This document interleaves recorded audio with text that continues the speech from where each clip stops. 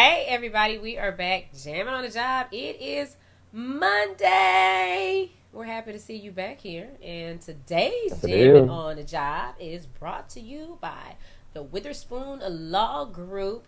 They are giving you a chance Yes, to it is. win tickets to check out the 24 Karat Magic World Tour in Dallas starring Bruno Mars. And I'm going to tell you like this. If you don't want these tickets, me and Mills will take these tickets. Now, all you got to do to win these You damn tickets skippy. is just get registered to win. So go to our Facebook page, Jammin On The Job, and follow the link, and you get registered there. And you never know, you could be sitting on the 10th row jamming with Bruno Mars in Dallas. Hey, You know, hey. and you can also find it on Twitter as well. Go to our Twitter feed at Jammin on the Job. You'll be able to find them and also follow them everywhere at Witherspoon Law. That's follow them Twitter, Facebook, Instagram, all them other places at Witherspoon Law, Yep. and you'll see a chance for you to win tickets to see Bruno Mars. Because Shani ain't lying, we will use those seats and we will be there and acting a fool, acting a damn fool. I promise you that. 'Cause Oh, I would love to yeah. see some Bruno Mars. I promise you that. I would love to see him in How was your person. weekend? Oh, my weekend was good. I had a lot of fun. It was my cousin's birthday. Actually, my cousin Tanisha Massey, happy birthday to you. And my best friend in Chicago, Mary, happy Happy birthday to you birthday. too. But of Happy course, birthday. I was in Dallas partying with Tanisha. So everything started on Thursday. Her son, her oldest son, Dorian, came back from A&M, and we took her to dinner, Texas Roadhouse, to kick everything off.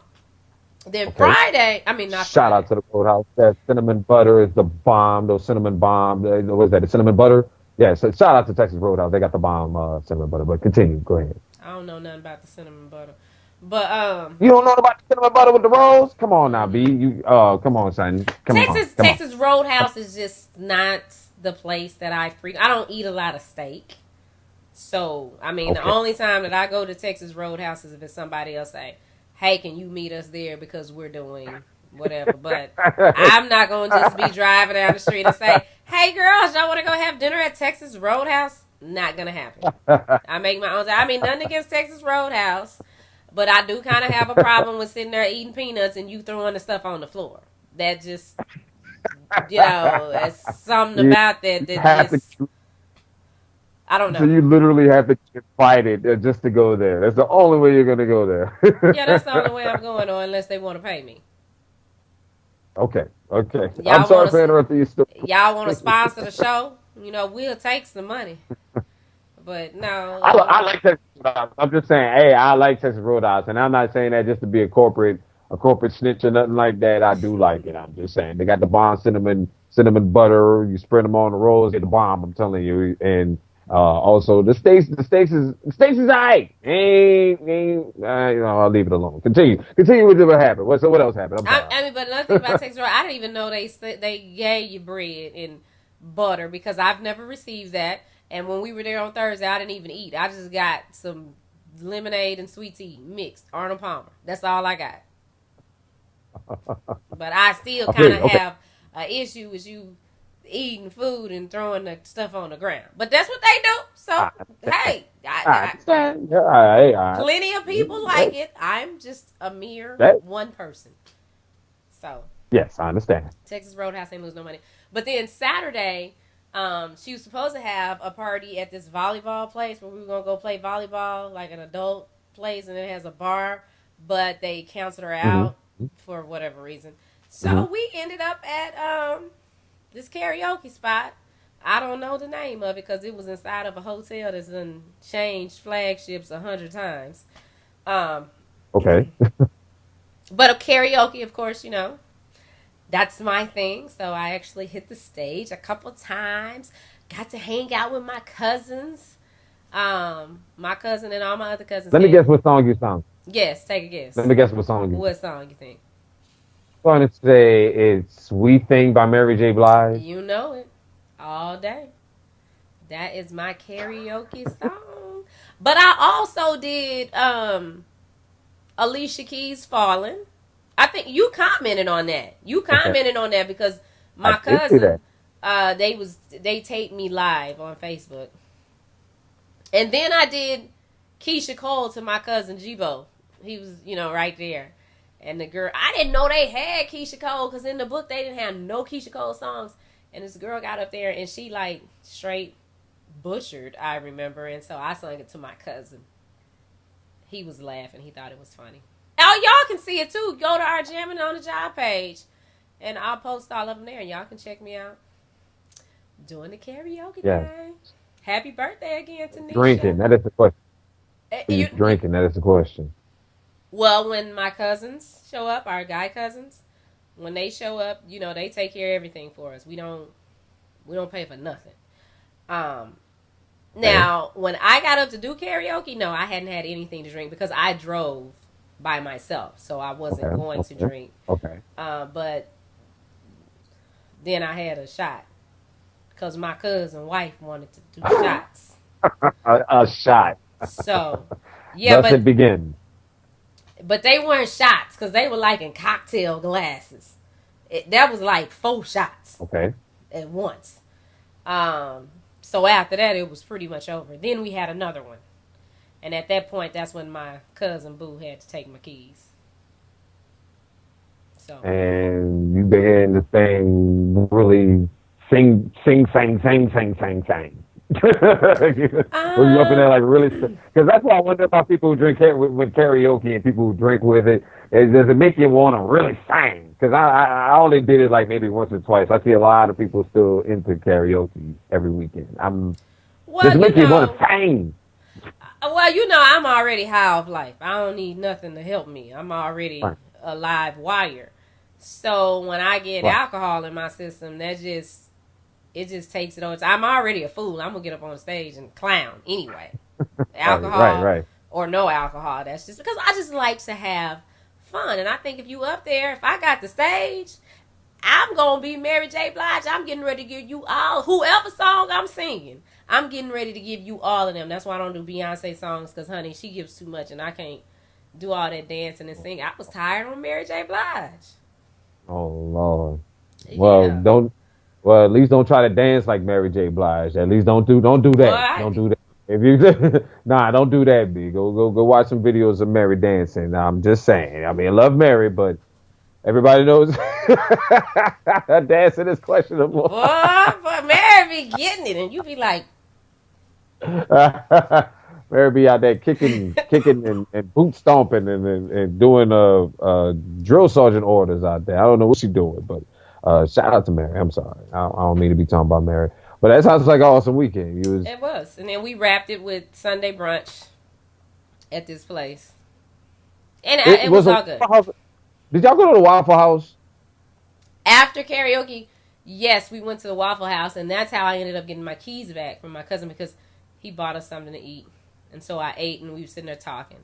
I sobered up. No drama happened at the Waffle House. Nothing wild happened because Waffle House is always the central location for late night shenanigans all across America. Nah, it was quiet. Okay. At the Waffle House. Okay. So how was your weekend? Hopefully. Well, my weekend. After we had an amazing week. Let's be clear here. I mean, we had a great week. We had millions of households. Yes, we were. All across the country, you know what I'm saying? People still hitting us up, calling us about all that good look. But I decided to relax. You know what I'm saying? You got to sit down, be humble sometimes. Pack the family up, hopped in the whip. And we went out to Dana Peak Park out here in Harker Heights, Texas. And had some crawfish. Well, they got some crawfish and some seafood. It's something we do in Louisiana, what we do usually in the springtime and the summer. We go pick up a pound or two of some crawfish or some shrimp or whatever seafood you like, some crabs, whatever it is.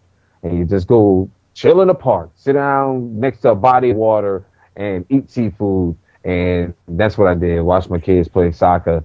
And we hung out and we just chilled, took some pictures, snapped it up, ate some seafood. And what else did we do? That was about it. And just relaxed. Just had a relaxing time. So everybody can see? Our pictures are up. Actually. They're on my right now they're on my personal at Melz on the MIC if you want to go see it right now on Instagram and Twitter and all that other good stuff and Facebook. But I put it up on the Jammin On The Job page, you know what I'm saying? Weekend flow, you know what I'm saying? It was just a little personal family time, you know what I'm saying? That sounds good. It was just a little personal family time. Didn't want to exploit it too much for the social media nets. You know what I'm saying? I'm chilling with my folks, and that's what I like to do because we got to have some time off too. You know what I'm saying? It gives some life to our family. So, but real quick, shout out to Papa Jazzy and the Seafood Express. Papa Jazzy. I showed them live. He's showing them live on our Facebook page Saturday, Seafood Saturday Weekend Flow, that type of thing. Hashtag Weekend Flow. He was out there selling them out the trunk, and I've been on Papa Jazzy for like a long time. I pulled up on the spot, and he just bought a whole couple pounds of seafood for me and dumped it in a bag. Was like, take that with you. So and we went ahead and did that. So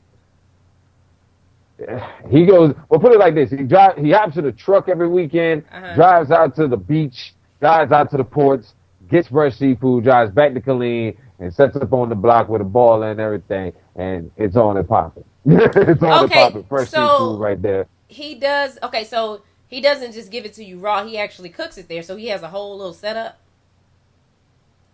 He can do it raw. He can give it to you raw, or he can give it to you cooked. Any way you want to do it. Any way you want him to do it, he'll do it to you. And he'll deliver it to you. Either way, fresh alive, or fresh already boiled and done, or steamed. So, and he said every Saturday he'll be setting up on that corner right there, on the corner of Highway 190 and Fort Hood Street. So I pulled up on him out there and got it in with him. You know what I'm saying? Support the businesses, support the local businesses. Even man hustling on the corner. You know what I'm saying? Spend money with them every once in a while. You know what I'm saying? With your people. What we do, you know what I'm saying? For the people, our community that show us love, we show them love back. You know what I'm saying? That's right. Jamming on the job. We should show the people support that do that. You don't have to do it all the time, but everybody started from somewhere. Trust me, Macy's just didn't, or maybe they didn't have the money, but everybody started somewhere. Everybody started somewhere.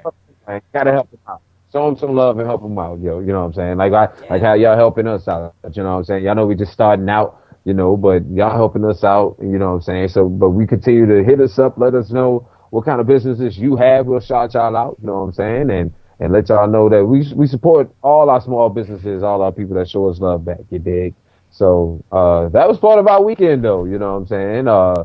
I'm fighting as far as just chilling, yeah, that's why you fighting the cold. That's right. Sipping on my tea because my throat is all scratchy and everything. I'm like, no, this cannot happen. Not now.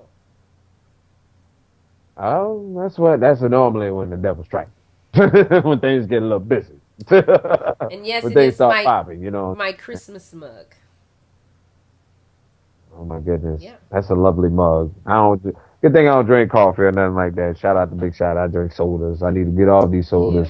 Or else it's going to destroy my slim fine figure. It's going to destroy my slim fine figure. I'm just saying. I'm going to end up getting a beer belly and all that other stuff. But what else is on deck? What else we talking about from this weekend? Well, I put up a post saying that we were looking for topics from our viewers, listeners. And we got to shout out to Miss Keisha Austin, because she gave us a very good topic that she would like to hear us discuss. Are you ready for this, Melz? Okay. I'll give it my best shot. Okay, so here it is. Could sharing homosexual memes be detrimental to the image of the black man? Shout out to Keisha Austin once again. It's a hot take. All right, I give it a fuego hot take. I don't want to say I thought this through. Okay, so this is a fuego real hot take right here. Yes and no, because the yes is all this is contingent upon what is placed inside that person's reality in front of them. If you're growing up with a strong male black figure in front of you, you'll be less succinct to that falling into imagery and seeing that, believing that that's what society and the world perceives you to be, especially if you have someone in your life, your father, uncle, or somebody, a friend, anybody that's a strong figure in your life, that's in your reality and in your real space. No images can affect what your child is going through. But then again, you can see people. We see from what we see. We dress off how we see what we see, and we become what becomes fashionable. in the world. We try to dress and wear Jordans and everything else because that's what we see the world does. So yes, so it's a yes and a no answer to that. Yes, it can affect you, but if you don't have someone that's in front of you in your real time reality that can change your perception of how the world presents itself to you, then that's where you're at. You know what I'm saying? So that's my thoughts on that. What's your thoughts, Shani? Well, really, I would like to talk to Keisha about it more, because just to get a better understanding of what she's asking. Because I mean, the homosexual memes that are up there are not just of black men, and it's not just black men that are homosexuals. And then if they're homosexuals, I mean, what's wrong with that? There are memes about women. There are memes about single women, single moms, single women, black women, white women. Is that detrimental to our image or their image?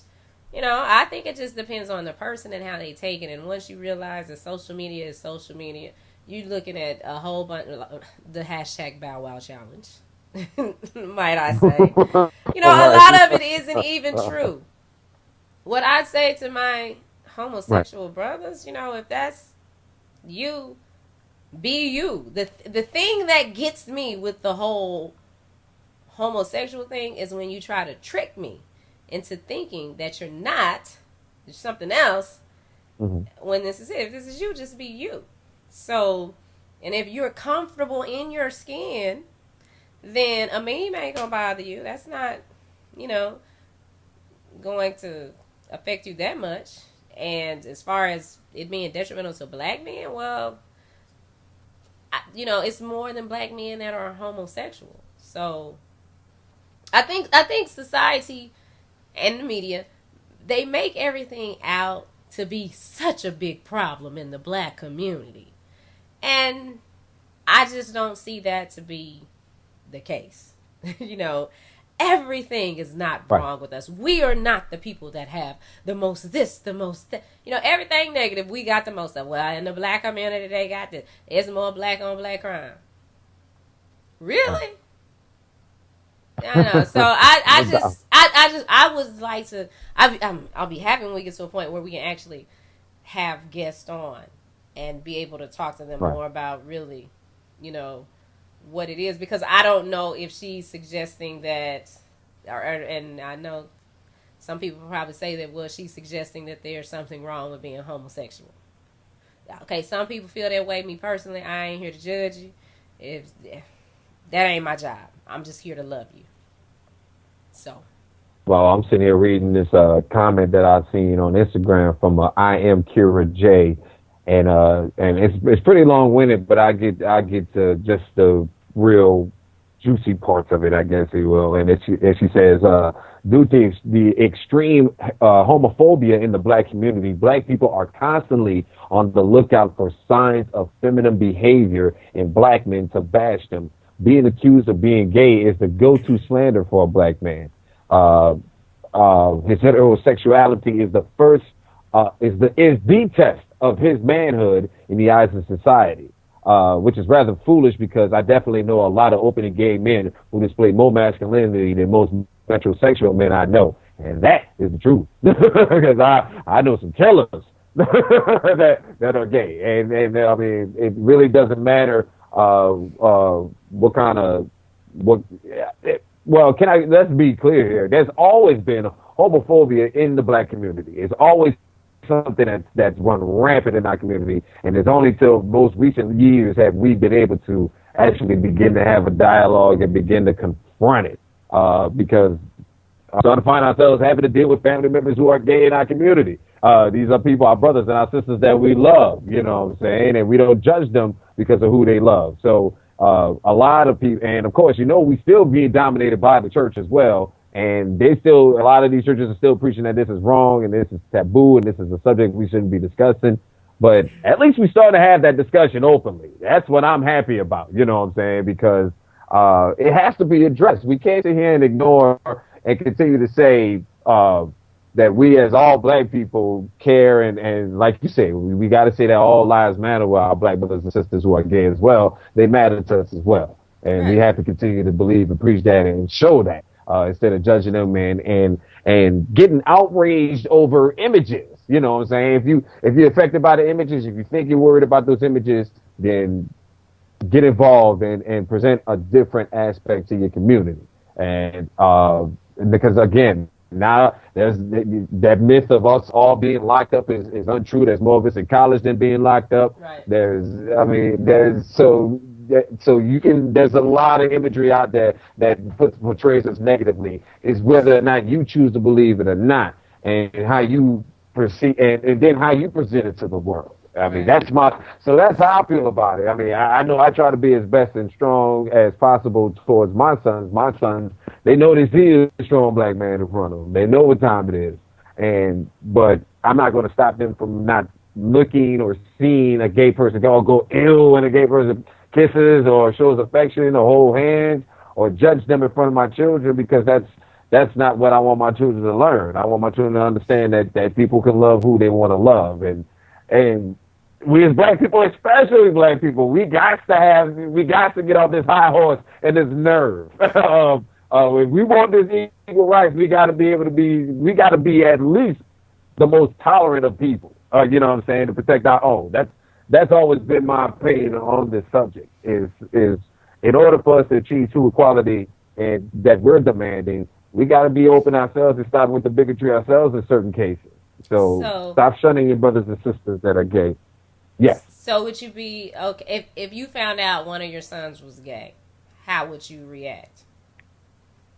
Absolutely no problem with it. Absolutely no problem with it at this point. I know that I've been married for a decade plus, and with a woman, and that might not be what he wants to do with his life. You know, that he might want to love someone else and love a man. That's not for me. You know what I'm saying? I'm still love my son. I'm gonna still be there for him. So at the same time, you know, but of course it's easy for us to say that now. You know, it's easy for everybody says that now until the situation is presented in front of them, and then you have to toss with the real live emotion of what's being presented in front of you. So at the same time, as of right now, Melz would be fine with it. You know, fine. So. I think that no problem with it. In our community, there needs to be more dialogue between straight men and gay men, because, and I talked about this at one of our HIV and AIDS conferences that we have in the Texas Black Women Coalition for HIV and AIDS. Okay, why do straight men shut out their gay black partners, their gay male partners? Because it's like, you know, how would the men that cheat on their wives feel if a whole group of men that don't cheat on their wives just shut them out and outcast them? Because everybody does something that somebody doesn't agree with. And I think it's very important that just, you know, our black men support each other. Now, what came out at the conference was, well, if they trying to hit on me, okay, that's something different. But 9 times out of 10, they're not trying to hit on you. Yeah, it's right. Like, this is still a human being. This is your brother. They have feelings. And at the end of the day, they might want to talk to a man about something. Like, sometimes I have to call you because I need the perspective of a man. Other times I call my homegirl because I need the perspective of a female. So I think that dialogue needs to happen where our straight men support our gay brothers more. And then, you know, my opinion with the churches, a whole bunch of people not going to like this, but I don't want to come to church and hear, oh, you going to hell if you homosexual. Because the last time I checked, I don't read my Bible every day, but I do remember that sin is just sin. So, right. If we're going to preach that you're going to you're going to hell for being a homosexual, then, okay, preach you're going to hell for being a side chick. You're going to jail for having a side chick. You're going to go to hell if you have a side dude. You're cheating on your husband. You're stealing from your job. You know, you're having sex before you're married. It's like, why do we come down so hard on that one particular thing when really we need to be teaching people to be honest. That's number one. Because it's a whole bunch of lying people out there, and you can look at social media and see that. Be honest. Have a heart. We need to teach empathy. Empathize with another person that's going through, because nowadays people don't care about themselves and what they got going on. That's it. They're not concerned about you. Don't care what happens to you. It's just me, me, me, me, me. Can we focus on that for a while? That's my 2 cents. I know somebody. Did we ever do a Monday motivation? Because if I can, I would like to do a Monday motivation if I will. I don't know if we ever done this before. Go ahead, do it. Knock it out. If I can piggyback off a point that you just made. Piggyback. A point that you just made. A lot of people walk through this world and they will get on social media and everything else, and they will tell you how much the haters are influencing them and how much the haters are driving them. When people don't understand and recognize that everybody on this planet Earth is driven by their own self. Yes, we can get together in teams and work and achieve common goals together, but at the end of the day, you part of that team because there's something that you get out of it. So you need to ask yourself on this Monday morning, what are you doing to get so much hate? Because at the end of the day, I can promise you this, people are not thinking about you the way you think they are. That's a true reality statement for yourself. I'm just going to be honest with you. You don't have as many fans and as many people that care about you as you think you do. We just keep it 100. Take that with you on this Monday. Go to work, grind hard, and just do it for yourself and go get what you need out of this world. That's all I'm going to say. That happy Monday to everybody in the CTX, and they're all across the world, East Texas and everywhere else. Shout out to you. That's my motivation for your Monday. Okay. Well, in Dallas too. I needed some motivation because today I got to go to the doctor. Quick breast cancer update. As you know, I was diagnosed with breast cancer in December 2016, and it has been rather challenging. I appreciate all of the support I've gotten. People like, oh, Shani, you're so strong, and you got through it. And I'm not going to become a victim to it. Like I said, I live my life. My life doesn't live me. I have cancer. It doesn't have me. And actually, I have kind of been in the control seat. Now, today is going to be an interesting day because we'll finish all the tests up, and I'll get all of my results back and find out what the actual next step is. I have had my 2 lumpectomies, so they did remove all the cancerous tissue out of my body. However, they suggested where the issue came is because they wanted me to do 24 rounds of chemo and 8 weeks of radiation, and I refused to do it. So, I visited a couple other doctors. Well, let me ask you this. Why did you refuse to do it? You're not getting ready to burn me up. Like it just sounded excessive to me. Considering what they were telling me, considering, okay, I'm stage 2. You've gone into me twice. You've taken all of the tissue out.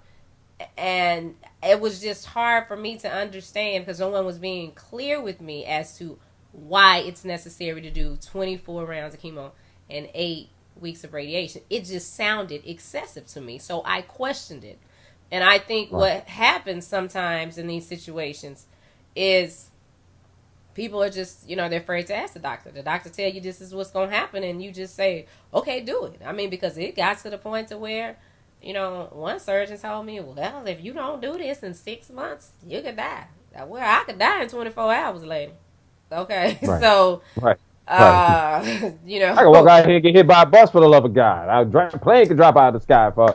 anything but at least can happen. What the hell? And my thing was just, telling me I'm going to die that doesn't scare me. I have a life insurance policy, so my kids will be taken care of. I've planned for death because you're going to die at some point. No GoFundMes. Yeah, so my thing was explain to me why you want to put all of this in my body now.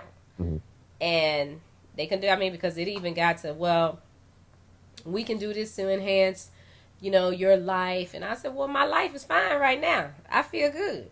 But if I walk out here and get hit by a car And it's exactly what I told her. If I get hit by a car and die, and I'm on chemo didn't enhance my life, did it? It didn't save it. So again, you're going to have to explain to me why. So I finally got an oncologist that could explain to me why.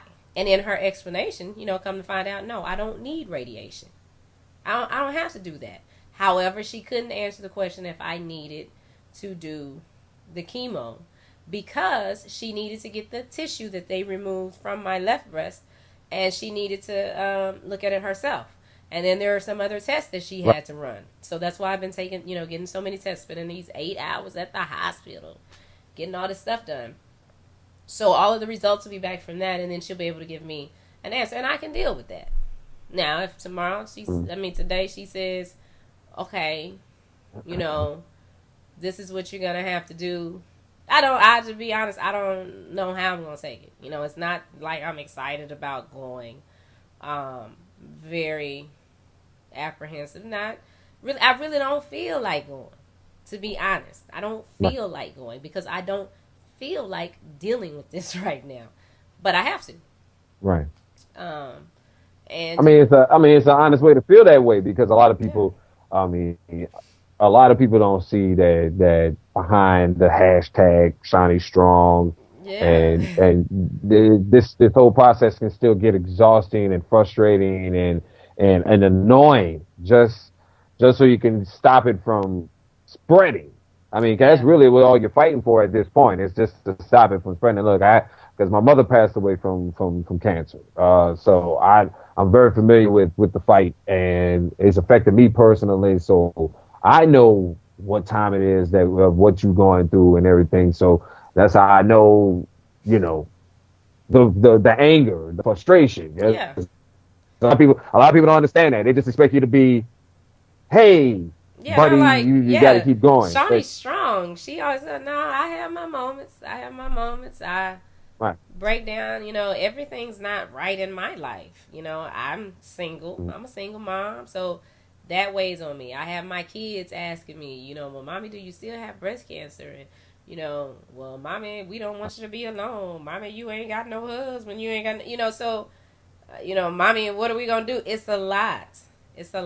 And when, I talked to Jamie and I talked to my friends. I talked to my mom about it.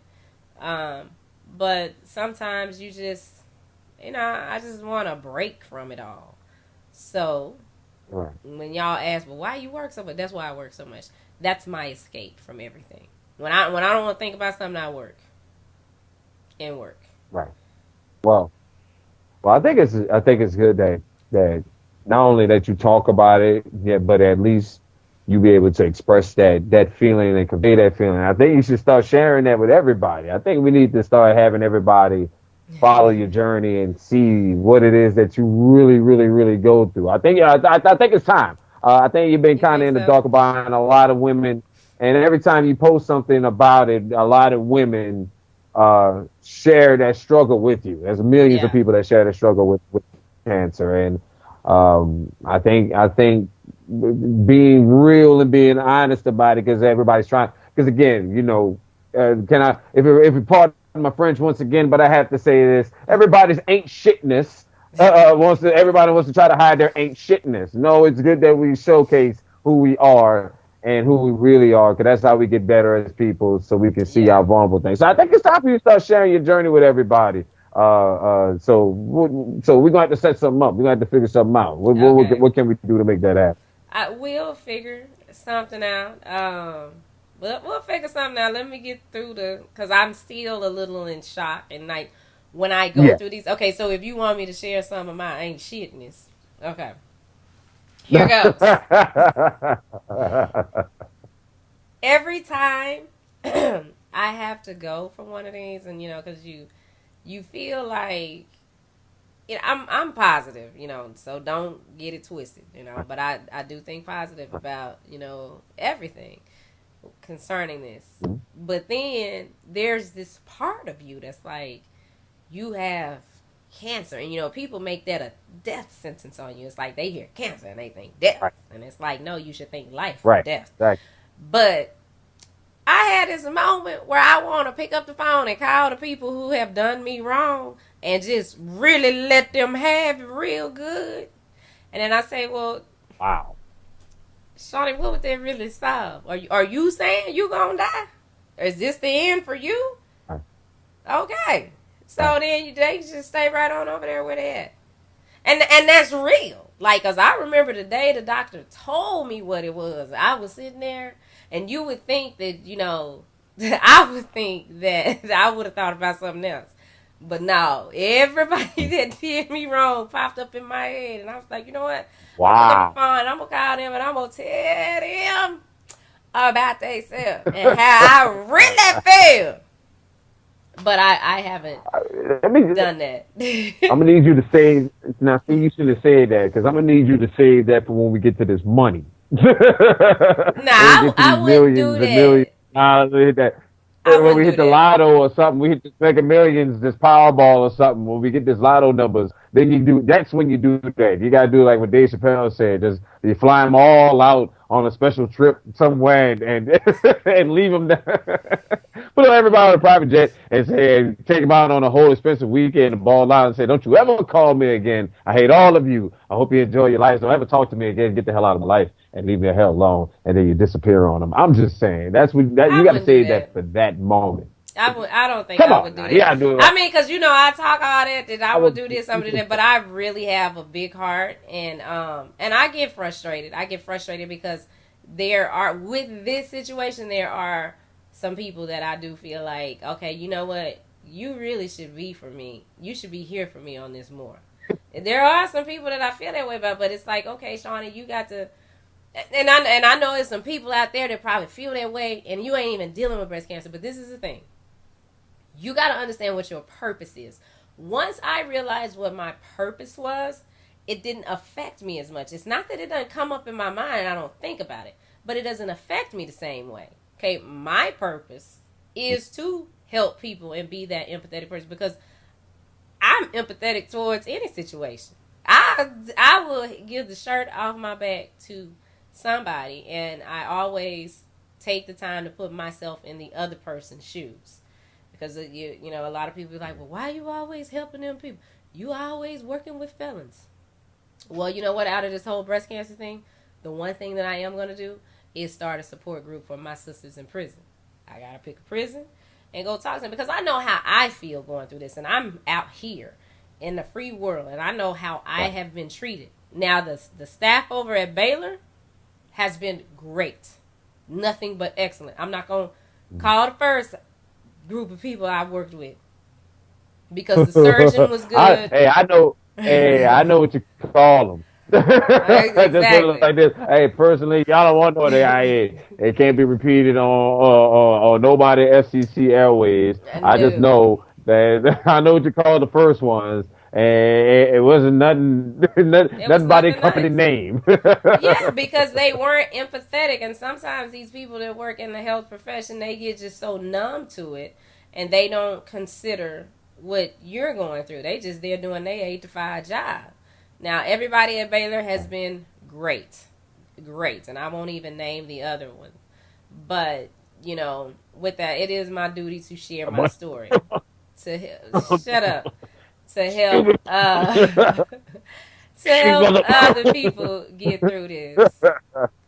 And one thing that came out of it, they did talk to me about having to do a double mastectomy. Okay. And at first I was like, y'all ain't cutting on me. Then I said, oh, but if I get a double mastectomy, then I get reconstructive surgery, so I get a boob job.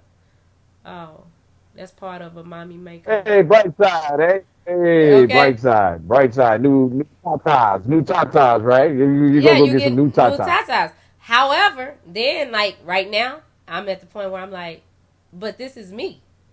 Like, what I got now is me. Okay. When they remove that, it's not me. So it's not going to be the same. So, I mean, it's an emotional roller coaster. But today we'll find out what's going on. And I'll work on being more open. We'll see what we can put together so that you got to share your story. That's the journey. And happened for a reason. yeah, now is the time. You're right. Because I kept, in my mind, I was like, oh, okay, I'm going to share it. But I always want to wait for, I'm like, okay, well, let me get through this part Right. of it. And then I'll give everybody an update. Right. But no, you're right. That's what I I've hear. been saying. I think it's long overdue.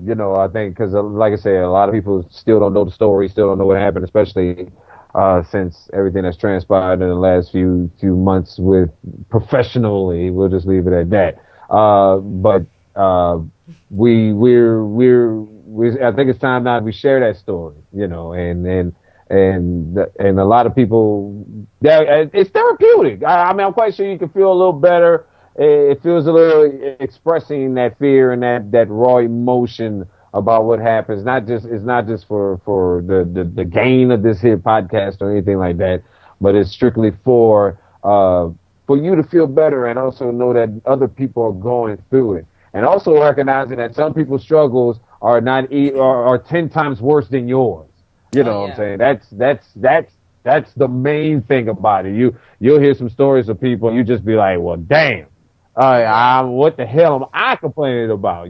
So this will be very therapeutic for everyone. So I look forward to this. I'm here with you, I'm rocking with you. Still hashtag Shani Strong. You heard me? I wish I could throw up gang signs with it. I don't know if I had a sign I could throw up with it. Hashtag Shani Strong. It'd be dope. I'm just saying we're going to do this because we're here to win. We're here to live. It's funny you say that because Friday when I was, they had to run a whole bunch of tests, and I couldn't eat because they had to do a CAT scan on me. I couldn't eat. Yes, I remember that day. You called me every hour on the hour complaining about how hungry you were. Yes, and it was cold, and that's part of the reason why I'm halfway sick, because of all them other sick people. When you go to the hospital, listen, if you have an illness or an ailment, you find that you got cancer, whatever the case may be, do not go to the doctor and sit there and be sick. Because, I mean, people get in there and be like, oh, and it's just like, it's a pass to just be sick and burp and cough and sneeze and fart all over everybody. Don't do that because you're spreading germs. Okay? Me and my mama sick. Okay. All right?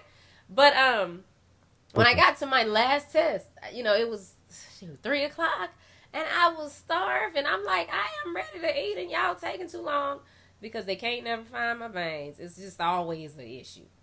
But we were sitting in the lobby. My mom was with me, and this little boy was just there. I guess he was waiting on somebody. But my mom's a teacher, so she started talking to the little boy. And just out of the blue, the little boy said, and he couldn't have been no more than 11. He said, I don't know who my daddy is. I've never met my dad. Just out of the blue, didn't nobody ask him about his daddy. Wow. And when he said that, I was just like, you don't know who your dad is? You have never met your father in 11 years. And here I am complaining about 8 hours I ain't ate. And the thing about it is, because I know I posted that on my Facebook page, and some people are like, well, sometimes it's better, and then you don't know the whole situation. This is the thing, though. It might be. But for this little boy just to cry out, we are complete strangers. We don't know this little boy from Adam. But for him just to say, I don't know who my dad is. I ain't never met him. That let me know that little boy is hurting. That's a deep hurt and pain. It's a void there that he needs filled. It moved my mom so much. She sat there in the library. She didn't even come back with me, which was fine. Because at that time, that little boy was talking. And he was just talking and dancing and telling us everything. Just excited to be talking to someone. And it just, I didn't even care about food at that point. But, that's what it is. I mean, but it goes back to what I was saying before. Images can affect people, and like I said, you got to be there. Somebody's got to be there. I mean, don't know the child situation, don't know anything about it, but at the same time, see how important we are as men. We got to be there for our kids. So, how long have we been at this? This has been a very long special edition. We've been killing it so far. And don't forget, if you guys want to go see Bruno Mars, all you got to do is go to our Facebook page, Jammin On The Job. Get registered for your chance to win 2 floor tickets. And it's all brought to you by Witherspoon Law Group. If you have been hit by an 18-wheeler, you've been in any kind of injury accident, you need to give my boys a call, Witherspoon Law. You can follow them at hashtag Witherspoon Law Group, Facebook, Instagram, Twitter. Also on Twitter. Yep. And you can also find a link to when Bruno Mars tickets on our Twitter page as well at Jammin On The Job at JAMMINONTHEJOB. Yeah, that's what I said. Melz on the MIC. Shani SCOTT. This is it. This is the realest podcast you ever go see. You hear me? So we'll be back here tomorrow. We'll find out what we're gonna talk about today. Don't forget, hit us up. Whatever you want to talk about, hit us up on Twitter, Facebook, Instagram at Jammin On The Job. And if your boss ain't letting you jam on the job with us, then he is messing it up for everybody.